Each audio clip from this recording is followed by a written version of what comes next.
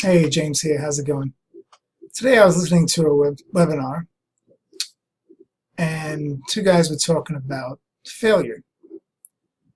And the one guy said to the other that most people, when they fail, they're more afraid of people seeing them fail than they actually are failing. Now, I personally, am not sure if I agree with it. To a degree, yeah. Um, because when you think of it, when you fail, you kind of wonder, what do people think of me?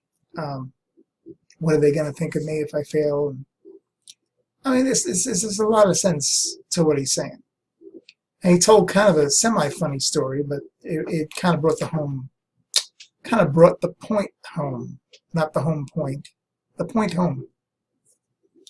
Basically, he was walking. He lives in L.A. somewhere. He was walking down the street, and there was this really heavy woman.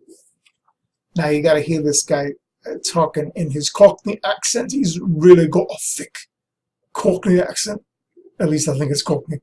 Anyway, it sounds funnier in his accent, but she was really heavy, he felt. He said she was as wide as she was tall. And I don't think he was making fun of the fact that she was fat. He was just trying to put a point across, and I'm not making fun of it either. But, just try to picture as wide as she was tall. Okay, so she's walking, and he's admired. At the same time, he was annoyed because she was only going at a certain pace, and because it was so crowded, he couldn't get around her. Something like that. He also noticed that, she held, because she was so fat, she held all the bags out to a certain point and stiffened her arms, and he admired that she was able to do that, because, heavy people, they can't, their arms, as you know, very heavy, they can't put their arms straight down, at least my observation. And I think that's where he was getting with that point.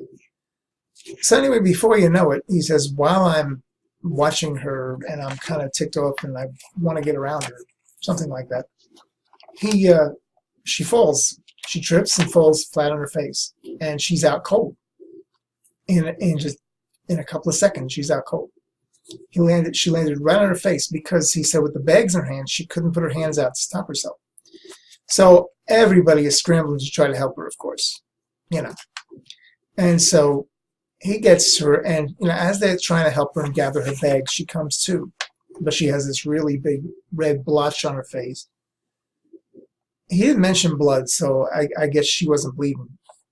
But he said he asked her, "Is anything, dear, that you may have lost that we haven't found yet? Take a look at what we have found of yours."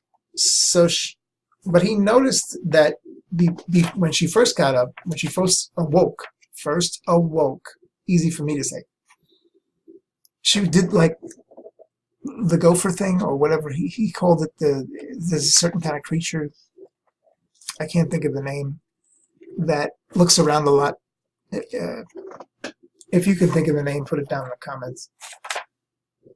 Anyway, he said that she was doing that, and he was kind of looking at her, wondering why. And she said, "Well, thank you, to answer his question. Was there anything else?" She said, "But I'm just looking to see if anybody's taping this, if anybody's videoing it." So he said basically she was more concerned about who was videotaping her mishap rather than whether she had broken any bones or anything or had to go to the hospital.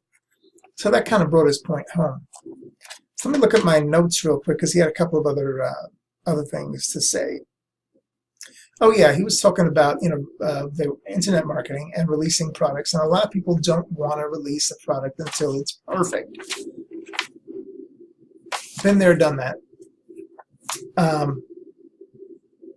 But he says if it's not perfect, it's more real to folks. And then they were talking about releasing beta products and that you actually wind up selling more. People want a real person. They want an upfront, real person selling them products. Not some polished thing. It's been proven that some really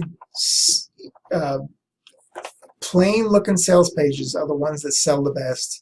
And the super fancy ones are just confusing to people or overwhelming because they think, oh, this product's way too expensive with this fancy page. But I want to get back to their point real quick. Real, they want it to be real. So don't worry about your product. If you're working on a product, don't worry about it being perfect. Make it real. That's what I want to leave you with. So until tomorrow, this is James, signing off.